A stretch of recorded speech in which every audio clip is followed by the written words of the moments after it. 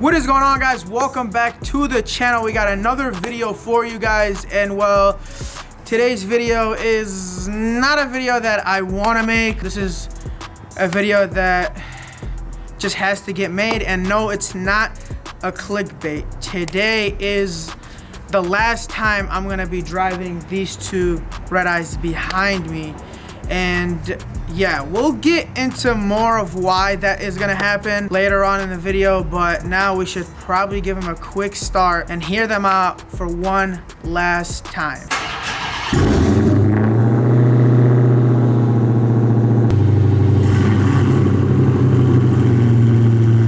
And how do you feel about today's video?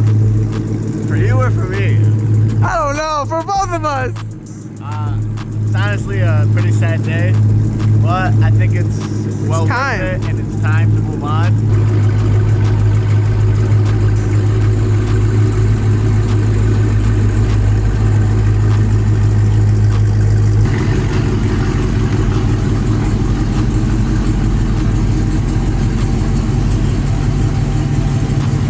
This is gonna be a very emotional video.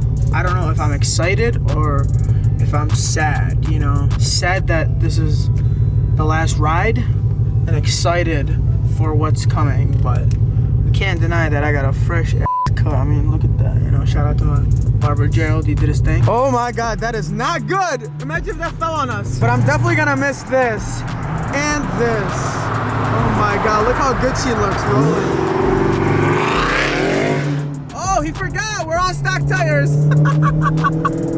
He forgot we're on stock tires. Hey, I'm on stock tires. You can't do that. I forgot to put the tires off. I can't do anything either. One last E85 fill up. I'm definitely not gonna miss the gas aspect of owning a car like this. You almost lost control over there, my boy. I mean, you know, you got a little sideways. I got it on camera. I mean, yeah, you want stock tires now. Yeah, But I know. I obviously like a fish jump. I'm not gonna lose control of that. Yeah, nah, you got it. You've owned a Hellcat before. All right, let's hear the beast. Oof, look at that right there. Who the heck is honking? Oh, someone's honking at us. I'm definitely gonna miss the wine. And let's do a quick downshift.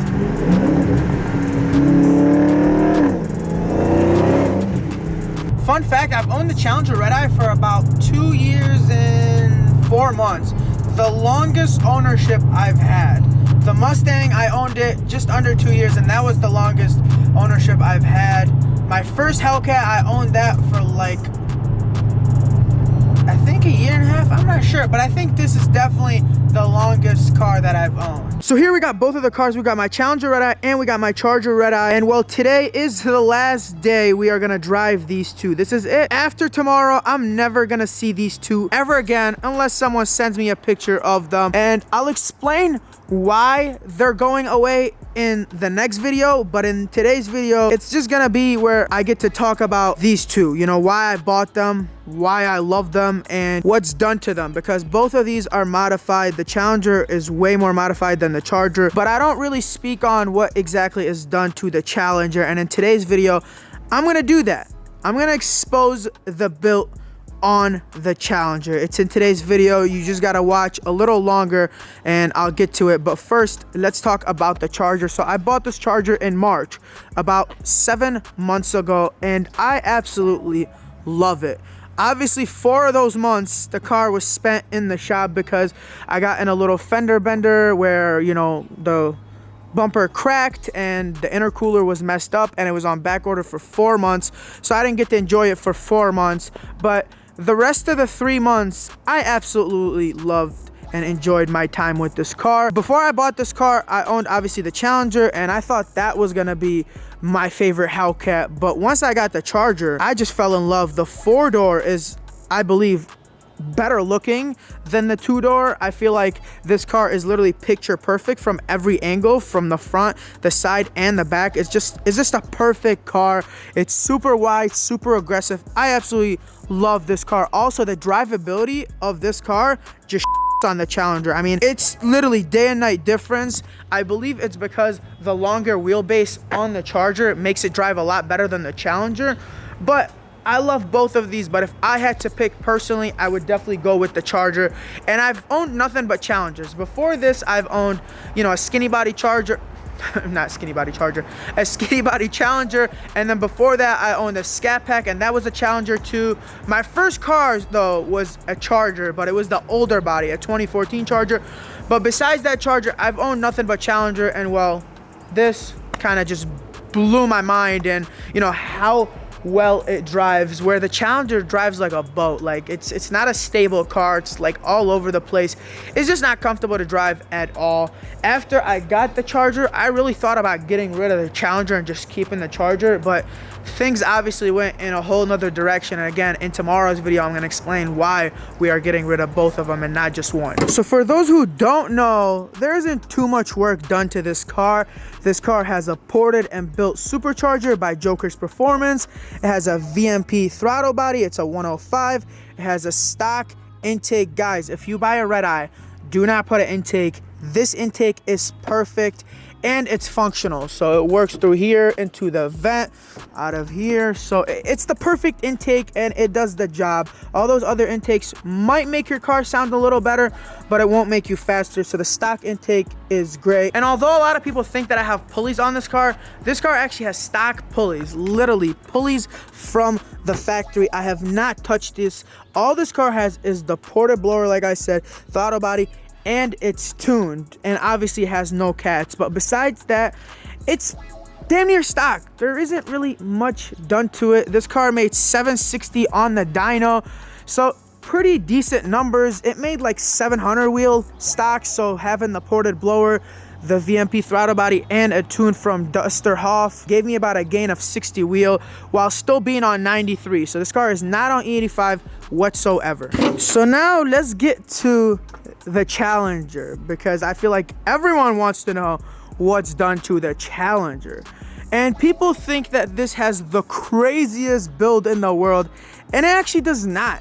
It just has a lot of supporting mods that make this car run really, really efficient, and I could push it without having to worry about it. And that is a built motor. So this car has a built engine, okay? It has an engine that can hold up to 1500 horsepower. I've kept that a secret from everyone because I feel like once you know someone has a built motor, you know that they're making way more power than these cars can handle. You know, a lot of Hellcats out there make 900 wheel, and that's on a stock motor. After that, you know, it's kind of like a grenade ready to go off. So if I told people that I have a built motor, then they would be like, this guy could easily be making 1200, 1300, and it can handle it. So I kind of kept that as a secret. It's not really a mod. Well, I mean, it is, but it doesn't make me any faster. It just allows me to push this car past its limits from factory. So I definitely had to get a built motor. Also, I have a built supercharger by Joker's Performance. It's also ported, and I have racing intercoolers in the supercharger, which were like $1,800. Shout out to Jokers for providing me with those. I had VMP throttle body. This is a 105. I have the catch can that really doesn't make any faster. I have the stock intake. Yes, same as the Charger. I have a stock intake on this. And then the pulleys, we have a 285 upper and we have a 10% lower. The 285 is, I mean, a really big pulley. This isn't that aggressive. I could have always switched pulleys and went smaller and made more boost out of this car. This car could have handled a ton of more power and a ton of more boost than what it's running. Everyone knows a 285 upper pulley is super big. You know, some people go to 265 or even 255. So what do you think now that I exposed my setup? I feel like honestly everybody already knew that, other than like the built motor part, you know? Well, yeah, I mean, the built motor part was the big part. I mean, that's like what makes someone push their car to the limit. Like, you can only make so much horsepower. Now that you say that it's a built motor, people are gonna think like, oh, you were already pushing 1500. Nah, the real Mopar guys know that I wasn't pushing 14 or 1500 horsepower with this pulley setup. And that's the pulley setup that's always been on the car. It's just, I never wanted to, because I kind of was scared that something might go wrong. Even though it's built for it, could always go wrong. We're picking the thumbnail for this video.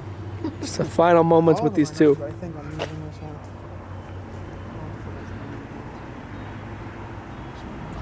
All I do is like favorite it. Yeah, and then you find it later. So here's how you properly leave. That was literally an entire burnout. In eco mode. Oops, I forgot it in eco mode. Let's put it in custom mode. Custom? It'll literally do like a running burnout right now, watch.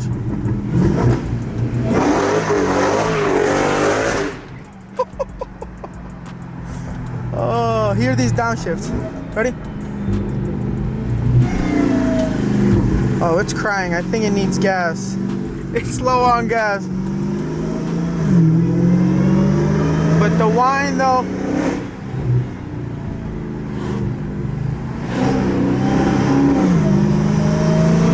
it's so addictive. But honestly, I think it's only right that we do a pull with this thing. Just like one last pull. I think it's only right. I don't know what roll we could do so we don't spin, so we'll do like a 50.